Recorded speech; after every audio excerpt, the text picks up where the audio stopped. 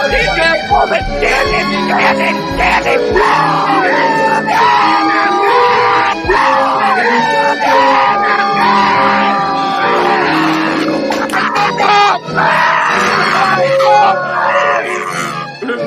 bang bang, Preston? Come on. I can't breathe. Pub Sports Radio. Come find us in Southtown 101. Subscribe on YouTube and all platforms where podcasts are found. Welcome to Pub Sports Radio, NCAA Net Profit, January 7th. It's Friday. Friday, Max. How you feeling today, my guy? How you doing? You ready for the weekend? What's cracking? Well, Conor, today, not only am I named Maxwell Smart, Hurricane Stan, Jerry Rubenstein, well, you could also call me the Patriot League governor because we got Patriot League basketball on right now. So not only will we be breaking down the games, Conor, I will also be turning my head like so to make sure that I'm keeping an eye on the games, because if there's a live bet, Pub Sports Radio and this wonderful chat that shows up every day at 5 p.m., they're going to get that. So I'm looking out for a live play for us. That's perfect. And we probably even will these games be right at halftime before we get done. So even if you give whether it's a call right then or a halftime bet, shout out to the chat. I'm going to hit all you guys in just a minute. Let's touch on last night, Max. I'll touch on mine real quick. I'll run through some of the scores. Few late games, the games we talked about in depth yesterday that just could have went my way. Like that Colorado game went over. And I talked about being so light. And I didn't get on late, really. Stuck in my head all morning. You ever had one of those, it just doesn't leave you? It just hasn't left me. That it didn't take that yesterday. I thought it was so low for them at home. And there was a ton of points. It drove me crazy. Still driving me crazy. Let's get to these games, though, real quick. The UC San Diego Riverside under was good. I thought it was way too many points. Stayed under. SC Cal, I went against that line move was the right way. You know, sometimes you are wrong. Southern Cal scored a lot, though, in the second half. You know, they shot it well. They scored like almost 45. I think they scored 45, 44 in the seconds. And then Cal put up 63. I thought they'd be mid-50s. I thought, you know, so it got over. But this one, I'd still take again, because North Texas games, I'll still take under, Max. You know, I think I'm 9-2 with them, or whatever we are, 10-2. This one just got over as well. UAB got hot, free throws down at the end a little bit. They played tough. Yeah, go ahead. There were quite a few droughts in that game, but when you start off a first half like you did in that game, hot. It does put a 120s total obviously in complete jeopardy. Yeah, just sometimes the shooting was too hot there. This one hurt me a little bit, Max. The New Hampshire, you know, obviously maybe that was one I should have took first half as well, but I was worried they'd be rusty. I don't know how these teams are going to come out, and nobody does. You know, after a 3-week layoff like New Hampshire did. I thought a full game would be good because second half they get their legs. They played a good first half. They were down by 1. Pretty good second halfway through the half. And then Vermont just slowly pulled away and wins by 14. So just, you know, got the cover. It kind of just, that, you know, that one, I'm not going to be too pissed off about. And you talked about the points. There was plenty of them in there for the over in there. And my last one, we won Montana. Eastern Washington, ton of points there. Eastern Washington back at home. Montana got the win, but it went way over the 141. So not a great day. I had a few other ones that won, a few other ones that didn't. So just kind of an average day. I'm going to run through some of the scores real quick through yesterday. Wisconsin, you talked about it. They got a big win over Iowa. Got the cover. Game went over. Plenty of points in that one. And how about that? Go ahead. And also Keegan Murray and Johnny Davis. If you bet the points on Monkey Knife Picks and use that Pub Sports Radio pass discount code, you probably definitely made some money, because those guys, when they go up against each other next time, definitely the number is going to be raised 3 or 4 points on their point total and, of course, on their fantasy. Definitely. Indiana got the job done. Trace Jackson had a huge game. Man, I thought That Indiana was could win and cover. despicable. Yeah. That was despicable offense by Ohio State. It was bad. To come It was out very that bad. flat. No, Yeah. missing easy open shots. You cannot be a D1 Big Ten athlete and perform like that on the road. It was shocking. You do see it though. You see it. we do. Some We teams, do. even good teams, like Ohio State's not a great team, pretty good. I mean, they're not even 13th in the country. I think we'll see, talent-wise, but they have some, especially on the road in the Big Ten and all conferences. There's some bad, rough games, and you do this year in and year out. You see it. Illinois, 76-64. Wow, just covered. Versus Maryland there. Yeah. With a 3 at the end to actually put the number over for Illinois backers. So definitely the line was crossed, and a dagger for some and a goddamn lady of the night for others. Yeah, that one.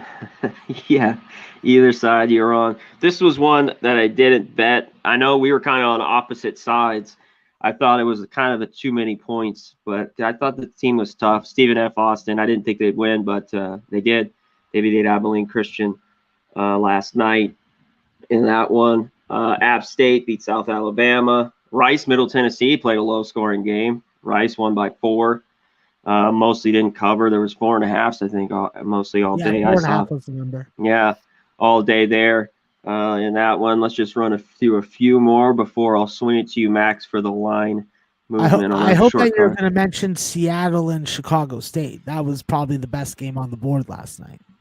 Yeah, a ton of points there. We talk about it right now. There was, what was it? Get down here at the bottom. What was the final? 90, 70 something? Yeah, anyways, it went over. Yeah. It went over. I don't know why I can't find it this second since he just brought it up. BYU got the cover. That was a bullshit game, Connor, because I was on Pacific plus 18.5, and Mark Pope brought in guys off the end of the bench and literally was coaching them like it was the first half. It was, I wanted to jump through the screen and then get on a step stool and then get a boost from somebody else and then choke him his goddamn neck.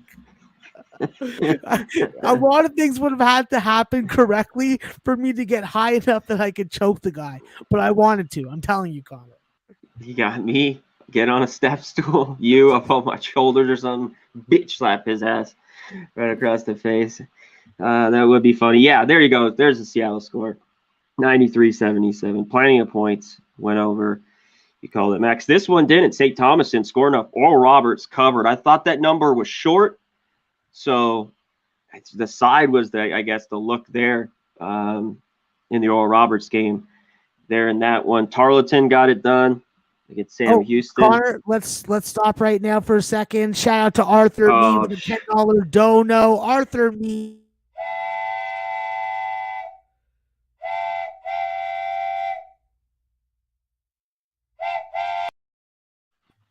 Doom. Always got to hit the one at the end.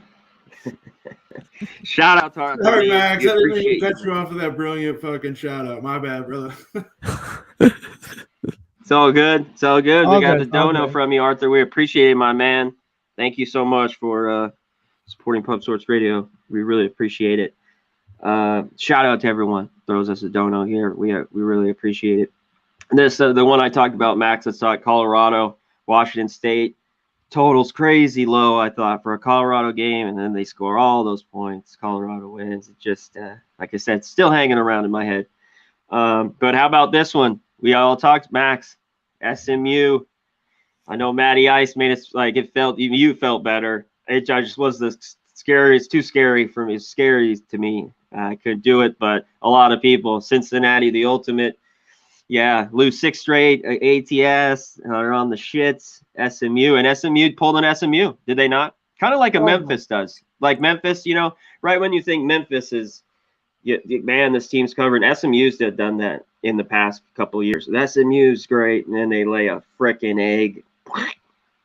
That game was rigged, Connor. That game was completely rigged. How can you describe it any other way? Yeah, that was rigged. someone paid those SMU kids to have a bad game. I want to know who they are. I want to know where they live, and I want to take a bunch of low baggers and weeby pubbers over there and freaking set them straight. God damn it. Well, That how about game this one? ruined my night. At the end of the night, where's Washington? They just play all of a sudden. Utah's horrible at home. I don't care who's playing for Utah to lose that bad to Washington. That was a glad to stay away. And I didn't even want the 10 points with Washington. And look, they go on and win. It's college And basketball they hit for their you. team total over.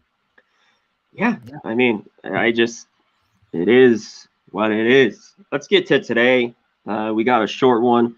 Obviously, Fridays are big too, Max. These short cards aren't always that bad of a thing because Saturdays are crazy. We always got to get ready on Friday nights. So it always is make me go crazy if the card's not too huge on a Friday. But I love we have games. That's all that matters. And let's get to your line movement. Give me anything from last night tonight. I know we don't got a ton of games, but hit me with these ones that you caught your eye. Yeah, absolutely, Connor. We've had some significant line movement even in this small slate, and I think that some of the moves are a little questionable by my fan meter, but by my logic meter, definitely do make some sense. I'm going to start off with a game that is going to be played as the semifinal of the Southland tip-off, Southeast Louisiana and McNeese State. We've seen Southeast Louisiana go from a pick'em now to 2.5-point favorite versus a McNeese State team that definitely has the talent to go in and beat them unless Southeast Louisiana is hitting threes the way that Gus Okafor was drilling them yesterday. So definitely a peculiar move to see them go to 2.5 from a pick'em. I think that when we look at a total that has moved a little bit, but not as much as a lot of us would expect, would be the Texas A&M Corpus Christi Nicholls State, which is the other semifinal in the Southland tip-off. So some interesting line moves with a conference that is generally an over type conference, 150s type totals. And we're seeing two totals with teams that are very capable offensively, not rising above. So interesting line moves there, or lack of line moves there. When we talk about the main board, the first game that comes to mind is going to have to be Marist and Fairfield. We've seen this line open at 130.5, go up as high as 136, and now has come back down to 133 to 134 across the market. I think that this is a real peculiar move, but I do think that this game does see close to 140. These are two improved offensive teams, Fairfield with their three-point shooting, and Ricardo Wright and Raheem Sullivan for Marist. So interesting both ways. I think that when we talk about a spread, the only spread that's really moved more than a point would also be that Fairfield game. We've seen it go from 4 to 3 to 2.5 and back up to 3. So interesting spot there. Aside from that, the other spread move that was pretty big was the Purdue-Fort Wayne Youngstown State game. Youngstown is going to have Shamar Raton-Mays. He played in their last game against Robert Morris. Yet this team went from as high as a 7-point favorite last night to 4.5 or 5 right now. So I don't understand what's going on. Maybe there's someone that is missing, but it's going to be pretty hard to resist a Purdue-Fort Wayne ticket tonight. Yeah, goddamn, this card's ugly. I already talked about it with you in the back. I'm trying to find value, and I'm having a tough time in lots of spots. But great breakdown, as always, Max. Shout out to everyone in the chat. Hit the like button if you haven't already. Go back, hit us up on Twitter, retweet us, let us know, let everyone know we are here Monday through Friday, all year long. Whether it's the college basketball games, we will be here, most definitely. Let's give a shout out to the chat real quick, Max, and then we'll run through the games. Normally, big card, we go through our separate ones, but small card like this, I'll just shoot it to you. We'll run through it. Let's go through everybody real quick. Cash Axe and Bex. T-Mac in the house. What's going on? Brandon Gaines, what's up? Andrew. Mark Schillingberg, what's going on? How you doing, my guy? Arthur Mead. Joey. Colton. Sam Comer. What's up, our guy? Elliot V. Going in the house. Brian. Dominic, what's up? JP, Preston, what's going on? Uncle Oliver, Ray, Arthur Mead, of course, with the dono. JPZ, Ronnie Barton, what's up? Nunya, how you doing? JPZ, I know I catch flack, man. I got all of the colors in the LA hat. I have one Angel hat. I catch shit all the time for it. God damn, man. As you should, Connor. As you should. I know. I guess it's time to retire. At the time, there wasn't a red Dodger hat. I guess I gotta get on my shit and get one, and so I can never wear an Angel hat ever again. Period. Send Mike Trout to the Blue Jays. We'll take him. Send him to us. We'll take him. We'll pay him also.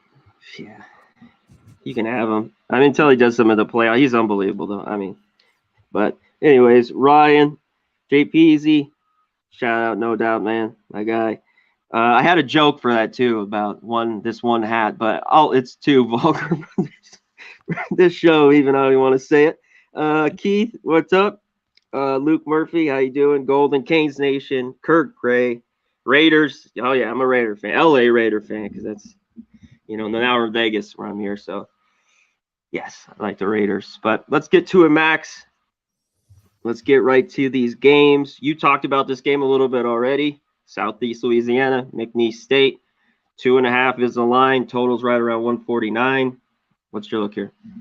Yeah, listen, I think that with this game, I want to see how these guys match up early. So for me, I think that McNeese State is going to have to be able to get to the rim against Southeast Louisiana, and they've done a good job of being able to do that. The area of concern is always going to be, can they hit free throws? Can they negate their lack of free throw accuracy? Can they get on the offensive glass and get some easy opportunities? You do have a pretty good player in Brandon Medley Bacon at over 7 foot to do so, and he's the guy that pretty much brings you down when it comes to free throw percentage. I think though that Miles Lewis being able to replicate the type of production that he put out yesterday is going to be critical. He played pretty much all that game, including most of overtime. So I think that this is a spot where maybe we see a little bit of tired legs, and you don't have that Craig Shoemate freaking 21 and 13 that was a pretty big outlier when it comes down to it. McNeese definitely has enough talent in the backcourt, especially if Zach Scott comes to play and brings his 3-point shot. But I just want to see this game get going early. I prefer the first half over. And then with the line moving in favor of Southeast Louisiana, if I took them now, I'd be getting the ascent. So I'd probably just look at them first half. What's the number around there for the first half over? Just to let everyone know. Yeah, the first half over hasn't really moved a lot. It's been at freaking 70 or 71 pretty much the whole day. If you're getting something in the 60s, then I would like that even more. Yeah, but you talked about it. Southeast Louisiana going to be hot shooting. These teams don't play defense, though. What am I talking about? McNeese State. Yeah, I mean, 149. I look at the over, even at the full game here in this one. Shout out to JPZ with the dono, man. Appreciate it, my guy. Thanks, JPZ. Oh, yeah, my guy. Thank you. Sure, man. Marquette, Georgetown. Let's get to this big one. We're talking about this in the back a little bit, Max. Marquette, 2.5-point favorites off the huge win at home. Total 153. I don't know. Marquette seems like they're the better team. We talked about Georgetown's been off since December 18th was their last game. Is it going to matter? This to me is Georgetown all over it. And could it get over still at a high total? Let me know. What do you think? Yeah, listen, this is a game that I'm just spinning my wheels on. I don't have a bet either way. I don't really even have a lean. I think that with Georgetown, it's all about the personnel who's there. Is Dante Harris going to be available? Is freaking Aminu Muhammad going to be freaking productive like we've seen him in good games, but we've also seen the bad of him? So I really think it comes down to how Georgetown's defense matches up with Justin Lewis. If you keep Justin Lewis and you keep Tyler Kolek down and off the score sheet, you have a much better chance. But let's be brutally honest, Georgetown hits threes, they get offensive rebounds. If they don't do those two things, they don't have a shot in hell. If they do, they probably have value looking at this number at 3 being a home dog, even coming off a layoff. They just wouldn't be a spot that I jump on first half. Yeah, it's just I'll save my. I just don't feel good either way. I like Corcel Marquette's playing, but like you talk about, I have a tough time when you've capped college basketball this long, Max. It's just not easy. It's then to go now on the road as a favorite over, kind of by more than a bucket, by 3, and then win by 3 and 4 and cover there. So yeah, it's a pass for me, and that's a lot of points. Obviously, Georgetown plays some high scoring games, so can Marquette, but it's getting up there. Let's get to our next one here. This is a good game here, Max. I wanted to talk to you about this one. Kent State versus Ohio. Ohio 7.5-point favorites. This total was interesting a little bit here at 135.5. What is your look here?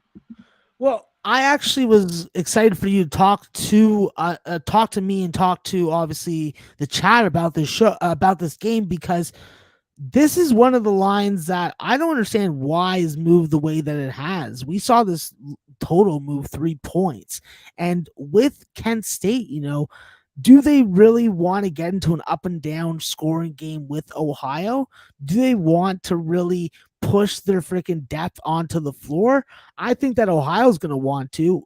I don't know who's going to be able to stop Mark Sears. While Giovanni Santiago is a nice point guard, I just don't think that defensively he's going to be able to stop the speed of Sears. And I think that when you look at Carter and Vanderplas being able to pull out Kent State's front court players like Beck and Justin Hamilton if he plays, I think that definitely plays into Ohio's hand. With the way that these teams shoot free throws, with the way that these teams shoot inside the arc and their capable guard play, it's hard for me not to like overs in this game. I think that there's value with Kent State as this big of a dog. I see the better defensive team being able to bring their game easier on the road than a team that freaking doesn't have as good defense, and that is where Ohio is lacking. The one issue for Kent State is how many minutes can they get out of these guys? They do not play anybody off the bench except Terrell Beck. And if Andrew Garcia isn't producing, then they only go 5 deep. So that's the issue. 6 guys. I mean, 7. They play that, and they're hard to be trusted here, Max. I mean, they lost to Southern and Central Michigan. Then they beat Toledo at home, then beat Ball State. I don't know what to make out of them. I like Ohio. Just the numbers, it's not my favorite number. That's why it was tough for me all day on this card to find some real value for me. And you're right. But Kent State, if they want to stay in this game, this will stay under the number. If Ohio's going to kick out, this could get over like you talked about. If they do it at their pace and they win big, it'll go over. But that's why that total, I think, is right there, right slap in the middle. Let's get to this next one, Max. Wisconsin-Milwaukee versus Detroit. Detroit 6-point favorite here. Total 137. Wisconsin-Milwaukee played a little bit better lately. Covered a few games how horrible they were early on. Shout out to Preston. He mentioned that to me early on in the year. But let me know what you like in this one. Yeah, listen, I think that with Milwaukee's last 2 games against Northern Kentucky and Wisconsin Green Bay, definitely a lot of intrigue. I think that tonight they're going to be pressed to score the basketball, and that's where guys off the bench are going to have to produce, like Josh Thomas and Tafari Sims. I think that it's been really nice to see DeAndre Golson really have the mantle once again as far as being the primary scoring option. But with Baldwin coming off the bench and playing 10 or so minutes, I do expect him to play a little more tonight. I think that with Detroit, the question's going to be what type of Detroit are we going to get? Detroit obviously has not played since, I guess, like December 19th. And we don't really know what we're going to get out of them. How healthy is Noah Waterman? How involved in the offense is going to be with Mahmoud Akek? This guy has been exactly what Antoine Davis has needed to be successful, even at the Horizon League level. I think that this is a spot where you wait and see, and you see how Detroit comes out looking, because let's remember, Detroit's a very good 3-point shooting team. They'll have multiple capable free throw shooters in the second half, and it's just about, can they play some defense? And Milwaukee loves to shoot themselves in the foot. So sometimes they will have nice spurts. Yes. But they're sort of like Temple. They have one or two good possessions and then 3 possessions that like you just scratch your head and you're like, did they just do that? These are the same team. Yeah. It struggles with me every year, Mac. These teams, so at times they play well. They're just at times they look horrible, and that's why it's always, people have always told me don't bet on these shitty teams because sometimes, when you put your money out, you know what you're getting involved with. Though these teams, they're not consistent, and especially these college kids. Yeah, what are we going to get Milwaukee? You talked about Detroit being on the big layoff here. They were last 2 games. They beat up on 2 shitty teams, Western and Central Michigan. And they scored a ton of points and went over. And that looked like the Detroit team kind of from last year. And I was talking to you in the back. I thought the total was a little light. But early on in the year, Detroit had a bunch of unders. I mean, can Milwaukee score enough too? It's just, I want to take this over, but I just don't love it. And shout out to Trey Day. See Mac Attack. Trey, guy, Maximilian says, I need winners. Shit, I'm trying to get some on this card today for sure. Let's get to our next one here, Max. Let's roll through it here. And shout out to Trey, doing great in the world. Produce athletes, do it and do it more, and drive carefully while you're driving to Oklahoma, my friend. Yes, do it. IPFW versus Youngstown State. Hold on, Connor. Yeah. They aren't IPFW anymore. They are only Purdue Fort Wayne. Don't let your betting sheet. Whatever. At this point, I don't give a shit what they're called. What, Connor? You know what? Do give a shit. It drives me nuts. IUPUPY, Pooey, who gives a shit? They suck. Youngstown State's favored by 4.5. 5 totals, 142.5. What's your look here? Yes, for Purdue Fort Wayne, I am 100% looking at them in this game. Obviously, I've said about this often. I'm impressed with the acquisition of Damian Chong-Kui. It's added on to Bobby Plantis coming over from St. Bonaventure. And this Purdue Fort Wayne team has just done a good job of having good scoring guards that can play on the floor together at the same time. And that's the key for them.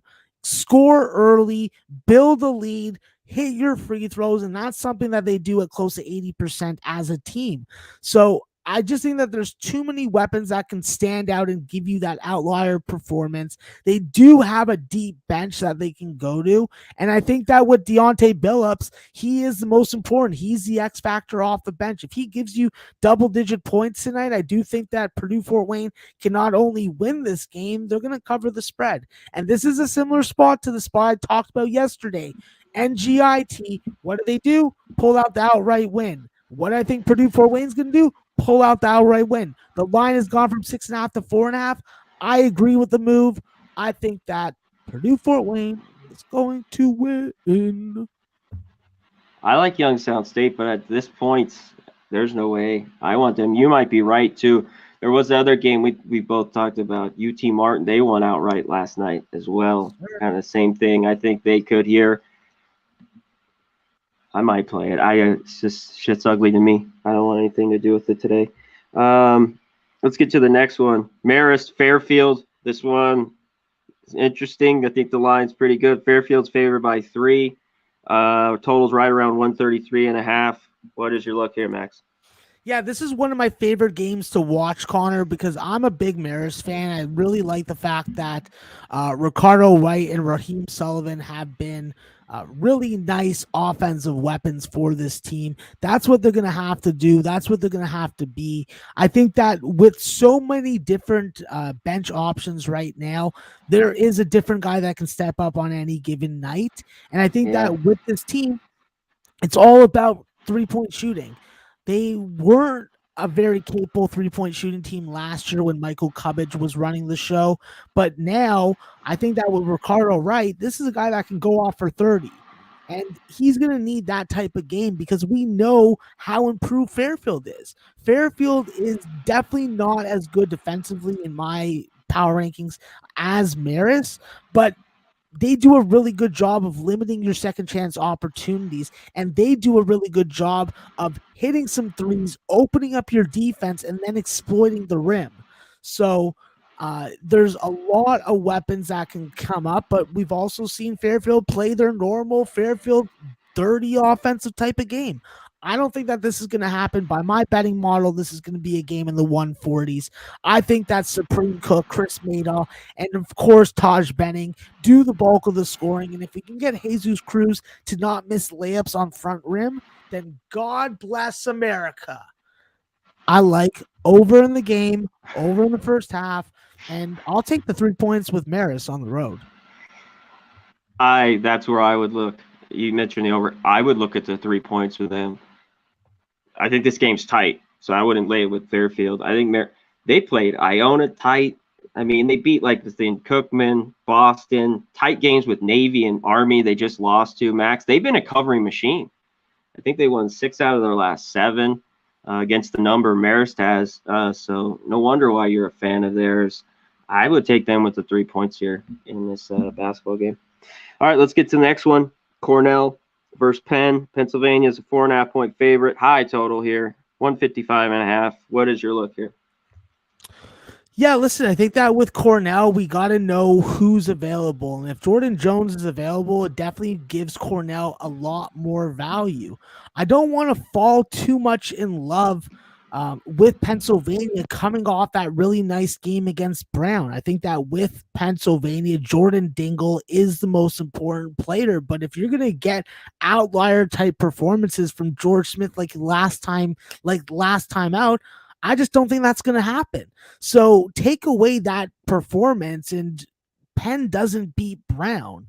I don't think that Cornell is going to be that big of a pushover. Cornell has been a really good covering team. They've built up enough profit in my bankroll that I can back them as a dog tonight. And I think that they could be another outright winner. The Ivy League's tricky on Friday. You don't know what those rich privileged kids are doing, but I do think that the number tells me plus 4.5 is going to freaking be the side to back for me at least. And if you want to fade me, make that money beep. We got a few more in the Ivy League, but let's get to this one first. It's moved, but Cleveland State, Robert Morris, so they're up to 8.5-point favorites, total 143. You like Cleveland State here? Yeah, listen, I'm on Cleveland State first half and full game. I'm on the full game under. I think that with Cleveland State, the issue is going to be, do we fall into a super big gambling bear trap with Rasheem Dunn leaving Robert Morris and now this team elevating their game to show him up, be like, yeah, bitch, we don't fucking need you. We just beat the defending champion in the conference. That is what I'm worried about. But I love the depth that Coach Dennis Gates has for this team. 3-point shooting has always been an issue. Free throw shooting is an issue, but what isn't an issue is the fact that they can freaking close out, defend you, take you out of your shooting rhythm, and really handcuff you. It's always going to be about, can they score enough? Demoy Hodge, Deshaun Parker, these are guys that got to step up. Torrey Patton and Trey Gomillion have been doing it for years in the Cleveland State uniform. I think that this is a spot where Cleveland State, by most betting models, by most power rankings, do win this game by double digits. It's just, can they shut down Robert Morris from the 3-point line? Can they keep Robert Morris off the free throw line? And with Khalil Spear and Cam Ferris and Inoki Cheeks, you still have some serviceable weapons. And let's not forget Michael Green, the former Bryant point guard. Well, he could be the guy that steps right into Dunn's role and plugs that number one scoring option. We've seen him do it last year. So it's a tough spot. I'm on Cleveland State already. I'm just going to bite the bullet and ride it out. And of course, if it looks bad at any point in the game, you always have the option to lie bet your way out of it. Even at 8.5, it's Cleveland State or pass. Robert Morris sucks. His team has only won one game all year. So that's just, I'll be quick with it. Tell me how you feel, Connor. Tell me how you feel. That's exactly how I feel. Robert Morris beat the street. If you had a Robert Morris t-shirt or hat in front of you, what would you do to it? Would you spit on it? Would you stomp it? Would you just toss it in the garbage? What would you do? Tell us. I don't know. The light it on fire sounds good since it's cold out right now. Here in Vegas, I might take it out back a little bonfire, but I don't know. You just chuck it. Next one, let's get some more Ivy brats as you talk about Brown versus Harvard here. Harvard, they're minus 3.5, totals 139. What's your look here? Yeah, listen, I don't have a look in here. This is a complete pass game for me. I would I don't blame Brown you. just because I hate Harvard, but that would just be a spite bet, and I just can't tell anybody to follow my lead on one of those. I actually do have one piece of relevant information. I do think that Keno Lilly is someone that I told Sharpie to bet on in his prize picks today, and Okay. I'm comfortable telling you guys also Keno Lilly, baby, get his points.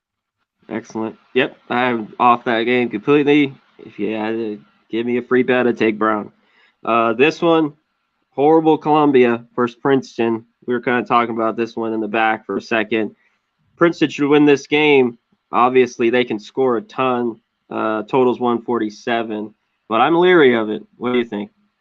Yeah, shout out to Jalen Llewellyn of Princeton, a fellow Canadian of mine. And, this is a talented offensive Princeton team. Their numbers are pretty undeniable. Coming off a break definitely is problematic for them.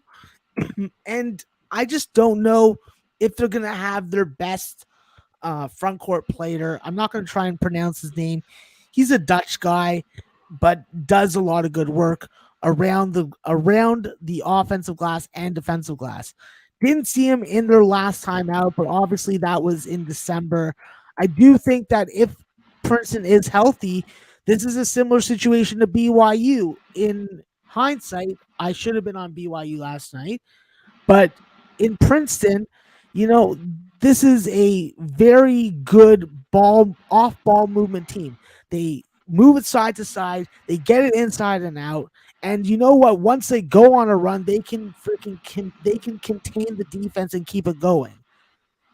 I don't see any value in Columbia, but it's just the numbers too big. You're coming off such a long layoff. How can I really lay that type of number with you? So for me, it's just a big, dirty live betting game. And because the card's so small, I'll be live betting it. I may have a cupcake in my hand, some thoughts of ladies of the night, and then Princeton men's basketball. And then Princeton men's basketball, third. Let's get to this one. I think you could have a bet on this one, Max. Bucknell versus Navy. Navy, though, laying 11. Total 139. Can Bucknell hang around in this one? Or is Navy going to get it done? I'll say this. Andrew Funk and John Carter are very nice people to use on prize picks or monkey knife picks. But as far as the side and total, I am really bullish on Navy. I think that with Bucknell, there's a certain formula that they need on a game-to-game basis in order to stay in games and win games. Going up against Navy's defense, we've seen Navy shut teams down. We've seen Navy go bucket for bucket, and that's what Bucknell's going to have to do. They're going to have to win a game that they're going bucket for bucket with them. I think that that's going to work out poorly for them. It may work out nice for them in the first half, but we've seen Navy not only be able to come back from deficits, they make fantastic second half adjustments. They're one of my top second half bet on teams, and I'm looking to back Navy. The number went from 14 to 10 to 11, and it's been bouncing between there. I still like Navy. They're a better defensive team. They stop you from getting second chance opportunities. They can take the ball away from you. And their three-point defense is phenomenal, especially at home. If they can get John Carter Jr., Greg Summers to lead this team offensively, I don't see a reason why they don't beat Bucknell quite handily. So I'm all over Navy. I think that when the line was in the 140s, it was too high to be an over. And while we may get a higher scoring first half, I do think that we see a major scoring decrease in the second half, which is another pattern that has been happening with Navy all season long. Great breakdown. Let's get to this one. Lafayette, Holy Cross. Lafayette's 3.5-point favorites. Can Holy Cross stay in this game? Total 137.5. Listen, I'm one of the guys that have a lot of respect for Holy Cross as a roster. I think that with Bo Montgomery and Judson Martindale and Jarrell Gates, That's a good physical combination. Those two, the first I named, can do the scoring on the perimeter. And Gates, if you've seen how wide and built he is, I don't know if he bench presses Chevys, but I wouldn't be surprised if he does so. This kid is a beast. I think that he is definitely waiting to burst out and have a big game. Nothing like with your hated rival Lafayette coming to town for you to freaking exercise those freaking demons. I think that when you look at an X factor for Holy Cross, I have to look at my fellow Canadian Louis Koulibaly, who has now entered the starting lineup, gives you good defense, does a great job of rebounding the basketball, and can guard without fouling. That's what you need at 6'8" and 220. So I think that Holy Cross is going to out physical Lafayette, and Lafayette's lack of athleticism is going to be playing against them. I'm riding Holy Cross in the dog, and I'm plugging my goddamn nose while I do it. Well, good goddamn luck, because I'd be on the other side. But this is an opponent that maybe they could have a chance with Holy Cross because they have been pathetic. I mean, they've gotten their ass kicked against LaSalle, Fairfield, all these teams. They've only covered against like Navy as 11-point dog. Or did they even cover that? No, they covered against Loyola. One other cover, Quinnipiac in November 15th. I can't take a Max. I'd be on Lafayette or pass. That's an ugly one. Ugly. All right, let's get to a good game here. Xavier Butler. Xavier's favored by 6.5. It's kind of been right there all day, right at 6.5. Totals 131. Interesting one. You have anything here? Yeah, listen, I think that I did talk to the Master Jedi of Unders, and when his Jedi powers and my almost Jedi powers align, it's all good in the hood. So I like the under in the game. I think that with Xavier, while they definitely do have the capability to put up 80 in this game, I don't think that they're going to. I think Butler has to be focused on limiting them offensively, cutting off their runs, not going through their own scoring droughts, and making sure that they're getting Chuck Harris involved offensively. Chuck Harris is the key for Butler to stay in this game, but you're not going to get my money when it comes to betting Butler on the spread. The only way I can bet this game is a Xavier first half play.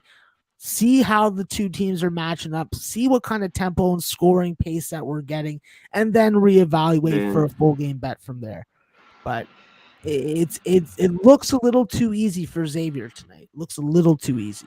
Looks too easy. Seton Hall just went in there and did it. I was worried about that. Butler's gonna play better here at home one of these games. They do struggle to score, so it's not easy to back them. It's just, I'd look out. Be on alert here. This is like a SMU Cincinnati a little bit. Be leery of this favorite tonight. I'm just saying.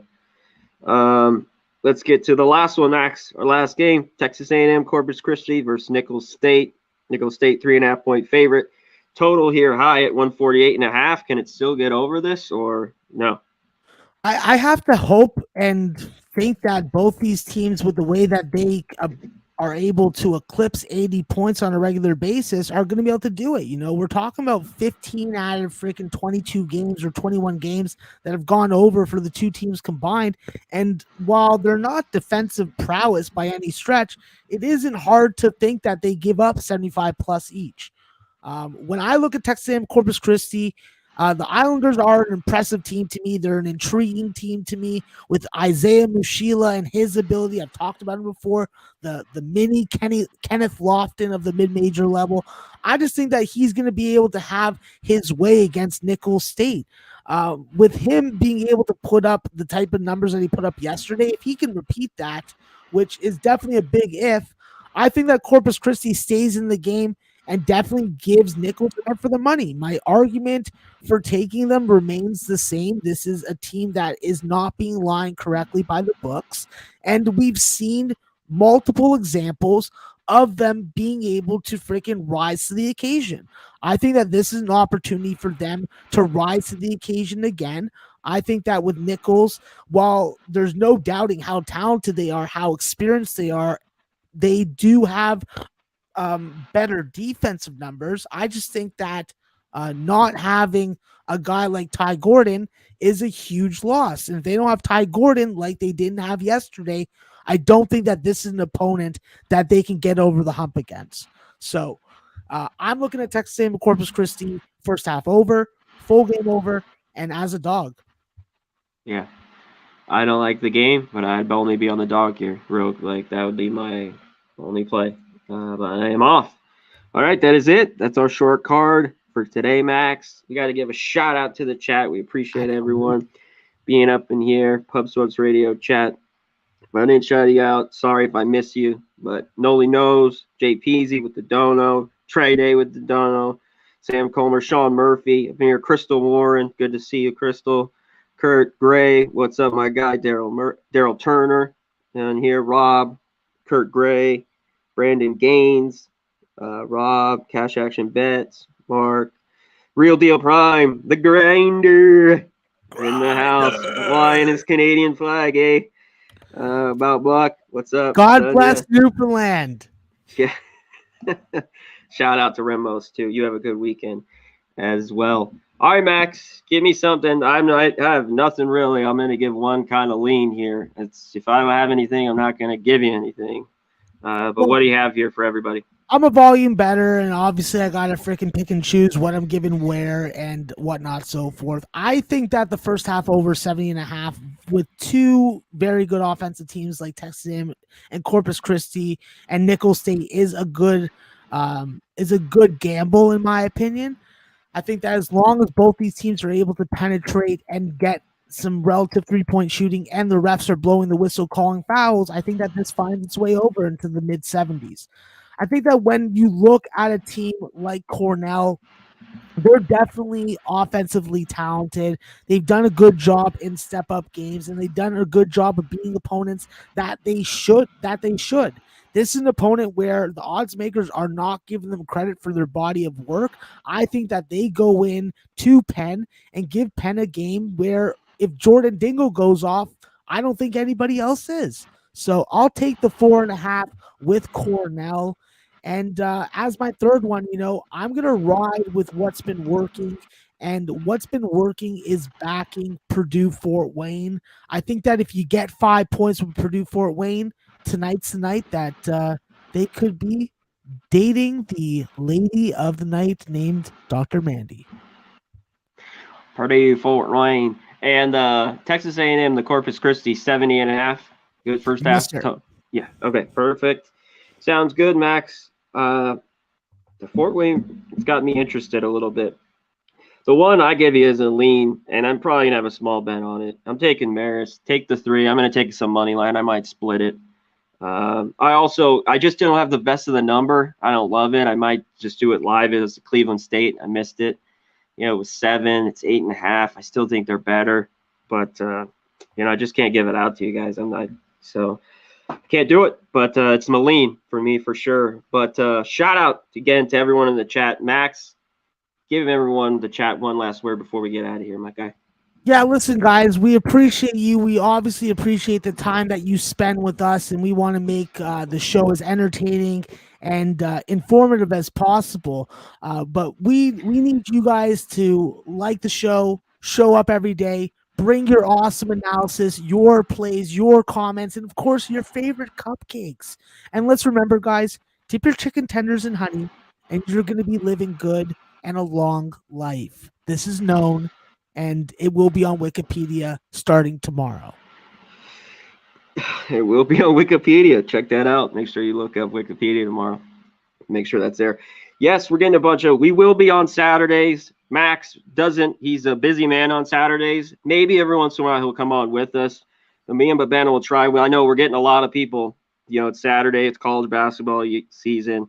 Saturday mornings are hectic. But, yeah, me and him will be on to try to get you some winners early in the morning. But I'll be up. I'm usually up anyways at that time because games are early. So, yes, we will be there starting tomorrow, college basketball on the weekend.